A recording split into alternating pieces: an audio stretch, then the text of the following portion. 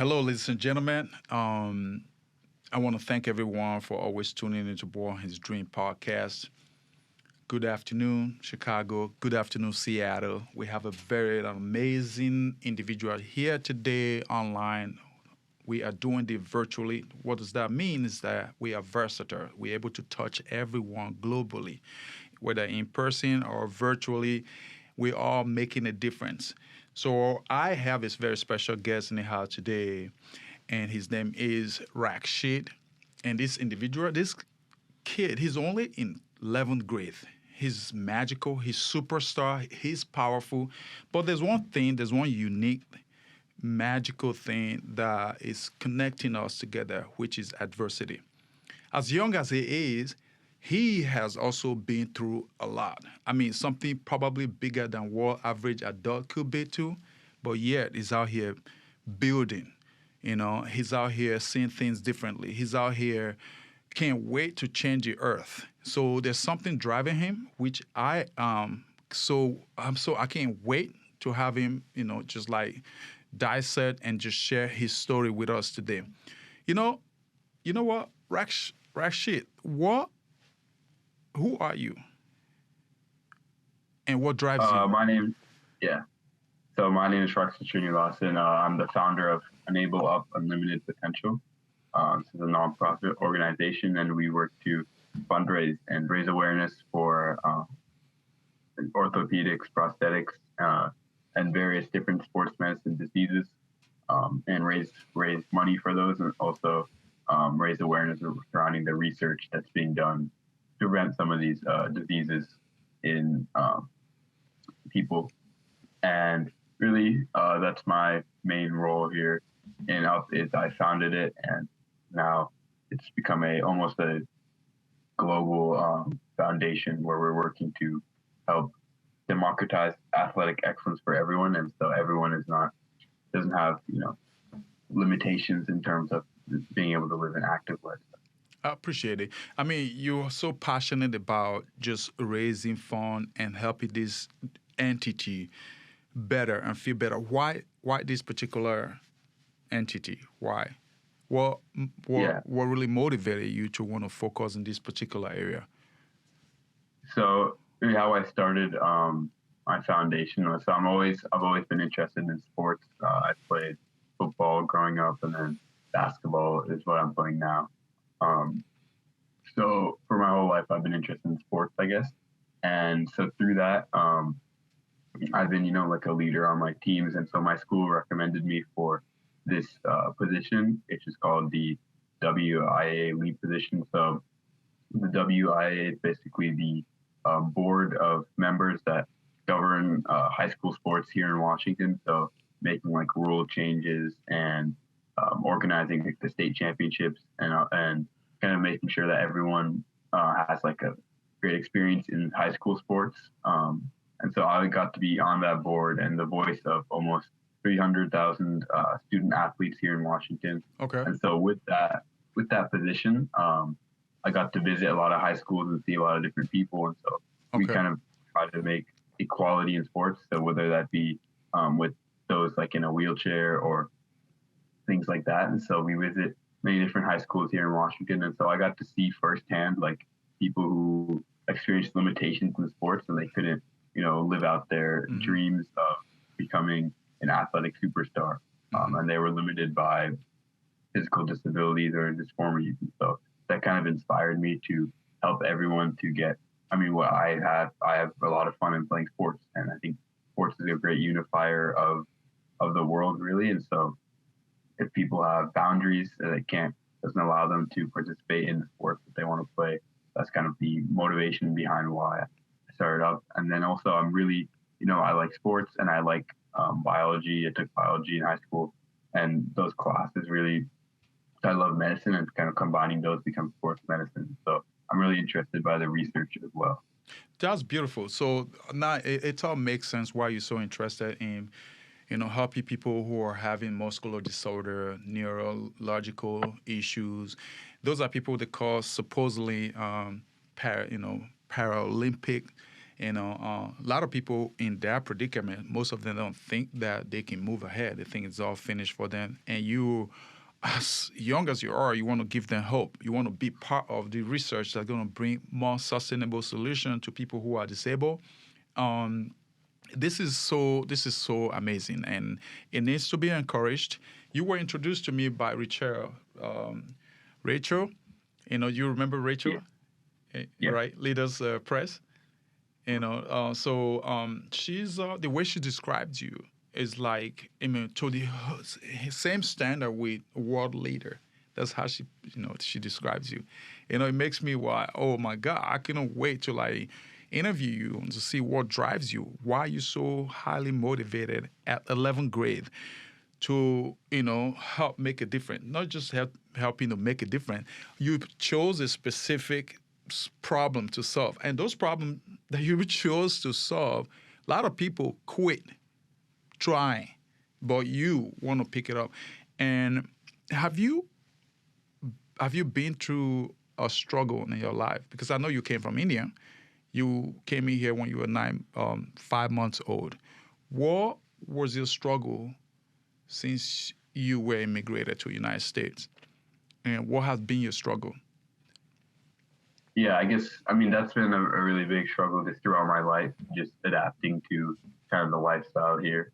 And I think in terms of kind of the biggest adversity is my foundation in that. So in sports, I suffered a ankle sprain 1 year.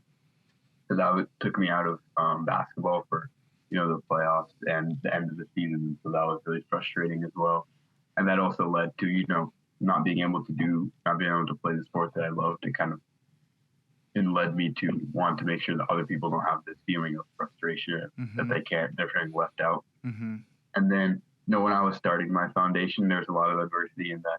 I had a lot of, emailing different hospitals and organizations. Can I, work with you? Mm-hmm. I had a lot of no's, like people didn't respond, and it took a lot of emails and a lot of time, different meetings and meeting in person, online, and stuff like that. So it took a lot of failures before, I had my success, I guess, is what we see, like the accomplishment that we have now. But it took behind it, what people don't see, I guess, is a lot of the failures and like late nights and hard work that really took place to get to where we are. Right, because you're gonna have several hundred door knocked, and those hundreds gonna be saying no.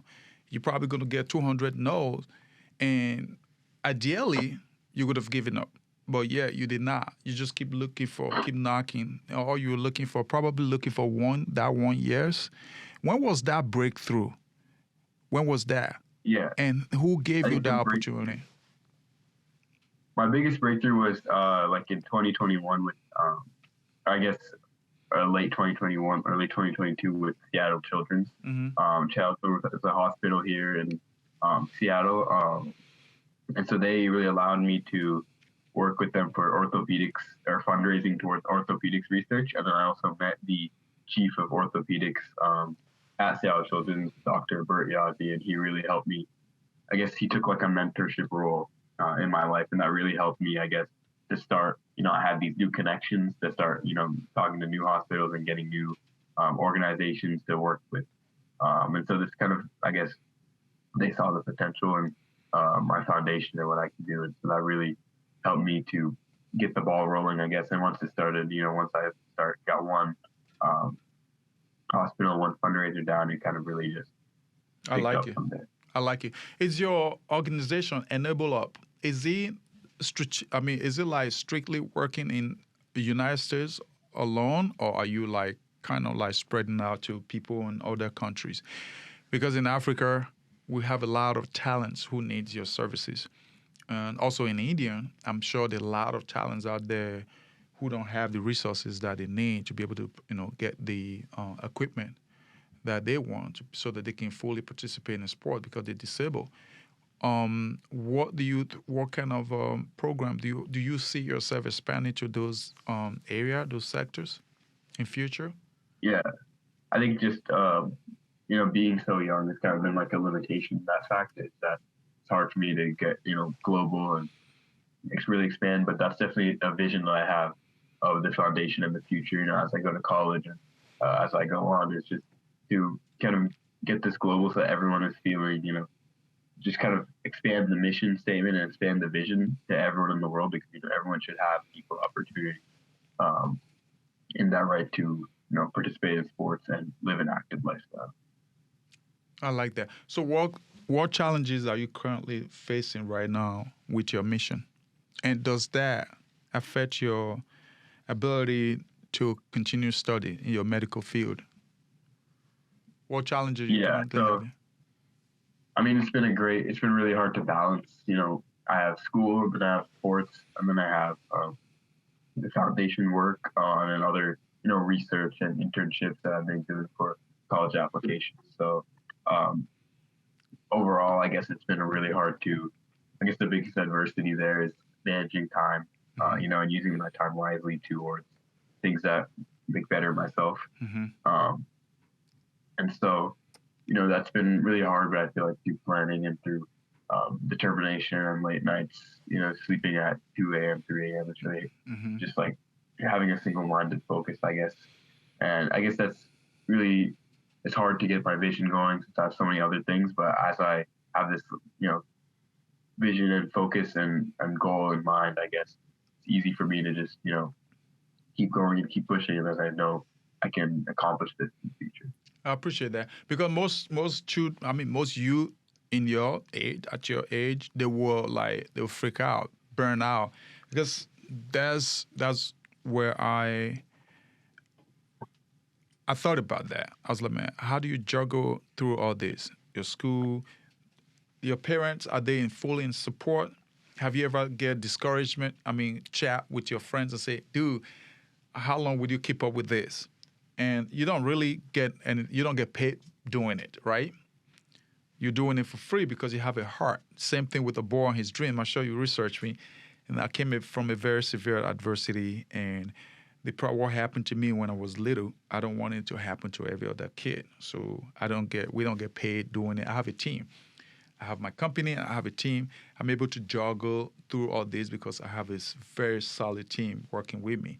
So do you have a team, and how are they helping you to continue to achieve your goal? Because one thing you want to do is to be protected with your dream. You want a team that will protect your dream so that you don't get overwhelmed and the dream will fade away. Because the dream that is not protected is a dream that's going to fade away over time. So do you have a team, and what are they doing for you?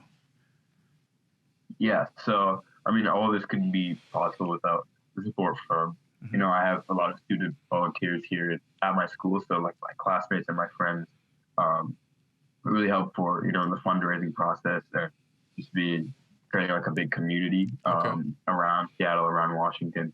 And so that's helped me, I guess, put the load off of the stuff I have to do. Along with that, I had a lot of support from advisors, like I talked about.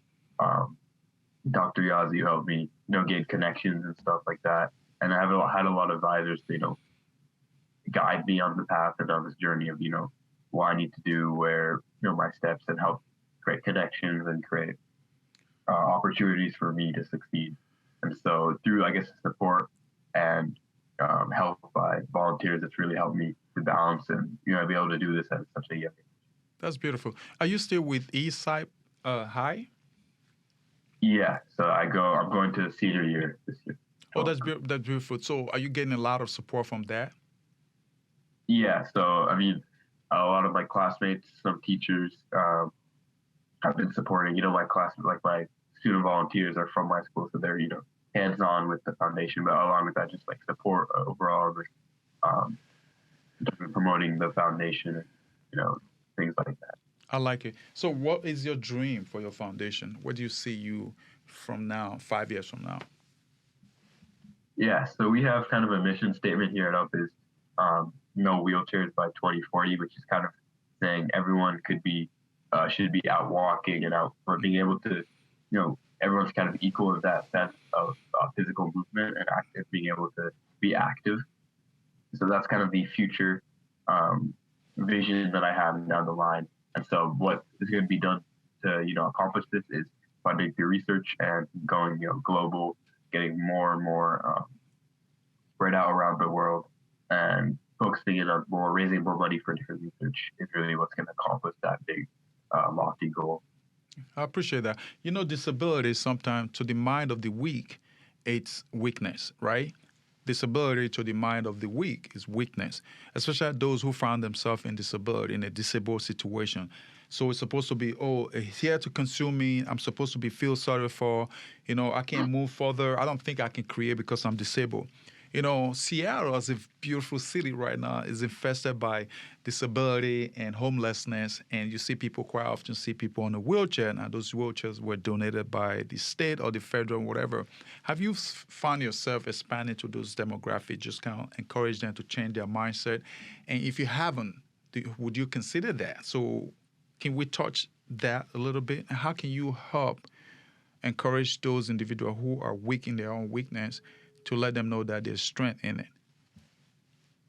Yeah, I think the biggest part, that's really what I'm trying to do with my foundation, is just give everyone the opportunity they might think they'll never be able to. So I've met a lot of different people, and they might not talk to different kids who really love sports, and they talk about, NBA and stuff like that, but they just don't think, oh, it's far. I can't play basketball. I'm in a wheelchair.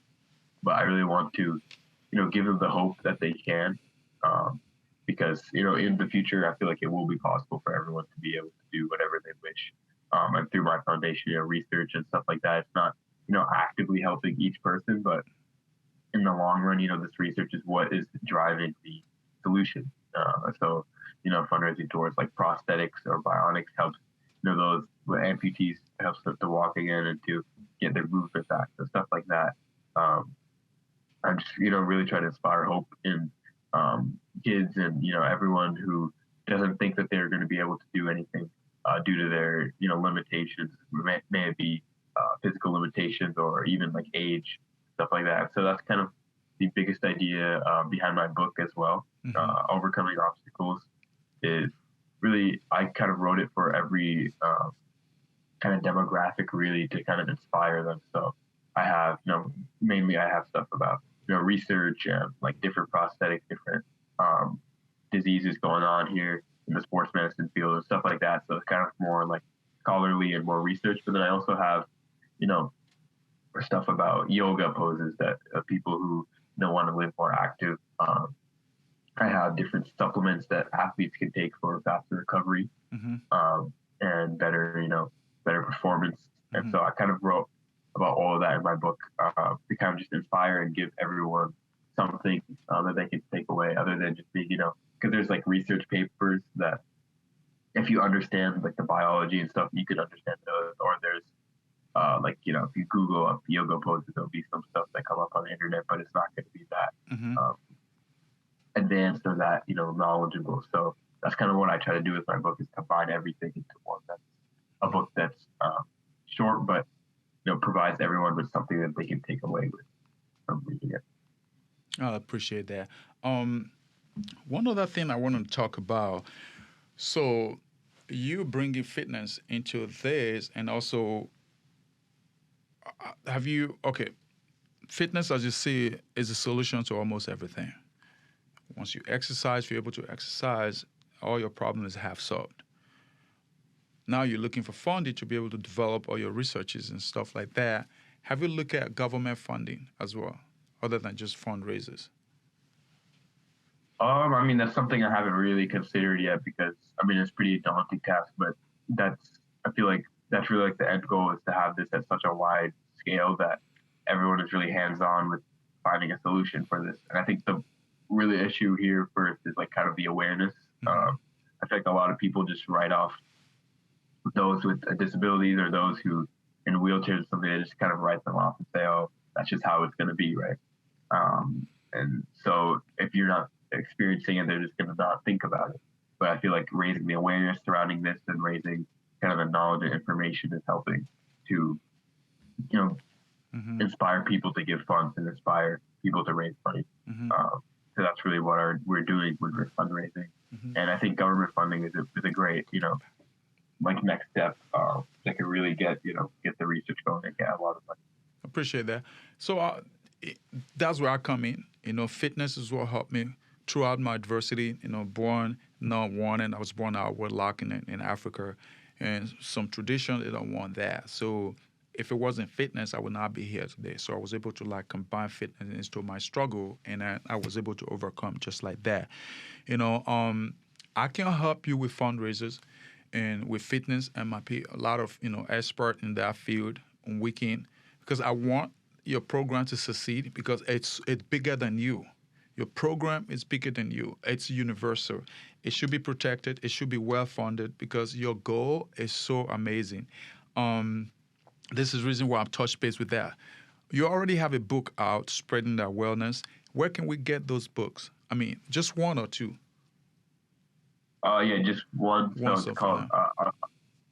Overcoming Obstacles, and it's on Amazon. I think I can give you the link if that would help Yeah, the so, chat. yeah. So that when we share this, and the link can be out there, people can see his book. Is called Overcoming Obstacle. Is out there in Amazon. If a child at 11th grade can do wonderful thing, I think we all also need to step up. You see this as a problem, and the problem that is solvable instead of problem that's supposed to be a problem that's supposed to consume people who are in their problems. You didn't see it like that. You see solutions to those problems. Your research and development should be encouraged. I highly encourage everyone who is listening to this podcast right now that he should be encouraged. He should be motivated. Rakshit is not just a student. He's going to save a lot of lives. Especially people who are disabled and people who are Paralympics, and most of them that would not be able to like have access to the resources that they need. He is the solution right now. He's the bridge between those people with resources and the people who are disabled and are looking for resources. And where can we find you locally? Yeah, I guess all my fundraisers and all information is on my website enableup.org. And then my email is also there as well. If you have any questions or want to inquire. Appreciate that. This is good. And it's not only going to end here. I want to continue to bring you to this episode so that you continue to like share what you're doing and where you're going with all that. Because a lot of people want to be motivated. Not only people in medical field, also children who are confused, don't not know what to do. And you have the support system right now. You're having a lot of people, and we need to bring the awareness on board. We need to spread this awareness and help you spread. We live in Chicago, you live in Seattle. Distance is not a problem. And I believe that we can actually do some virtual fundraisers for you, which I'm very much, interested in. Off camera, we can discuss that. But however we can do, whatever we can do to support, donation is accepted. And he's looking for donation for at the enableup.org. Click on the donation button and donate to support his cause because he's doing amazing things. And the problem that you're solving are a complex problem that grown-up adult will even be scared to attempt, but you don't have any fear at all. And it makes me looks really like, okay, I need to buckle up. If he's doing it, anyone should be doing it. And I'm very, very happy that the fact that you're motivated and you are motivating every other youth to actually do what you're doing or do more. What do you have right now? What do you have for our children, our youth out there who are not utilizing the resources available for them? What message do you have for them? Yeah, I think just think about the future, think about kind of the impact you're leaving, and just in my I guess experience, those like my classmates and peers, and a lot of people think they can't do something at such a young age, they can't make a difference, and that's kind of what I thought too at the beginning. I'm not a doctor, I can't go and fix these problems, but finding an alternative and just being determined to go, you can always find something you can do to help. If you have a vision, you have a mission in mind, you can always do something. Just if you're determined and have a set of course, the goal, you can really accomplish anything in your life. And so that's kind of my advice for the youth: to just get involved, get started, and see where it takes you in terms of helping out the community and looking at different research. Medicine is really interesting to me, but there's a lot of different other topics. Mm-hmm. That's amazing. Well, I want to thank you for coming to this show and for stepping up. And I want to thank you for bringing your dream to light, and not just bringing your dream to light. I also want to thank you for asking for help. Leaders Press and Rachel and every other individual who are in your life right now helping to build you up. And I want to thank you for looking for help, because most people don't know that they need help, or they don't know that they have to ask for help, and you did. Don't stop there. Just keep going. Keep your dream on. Keep that light burning. You have a new fan now. Everyone listening on this platform right now, they automatically became your fan. All right. So you got work to do. So what I want to advise you on is this. It's very simple. It's very basic, but it's very complex. Balance is the key. You're young, you have a brighter future ahead of you. Do not allow your passion for helping or making a difference consume you and taking away what you're supposed to be doing. Because you still have a career ahead of you. All right, but also you have a problem that you need to solve. Do not allow the problem solving consume who you are. Make sure you balance it.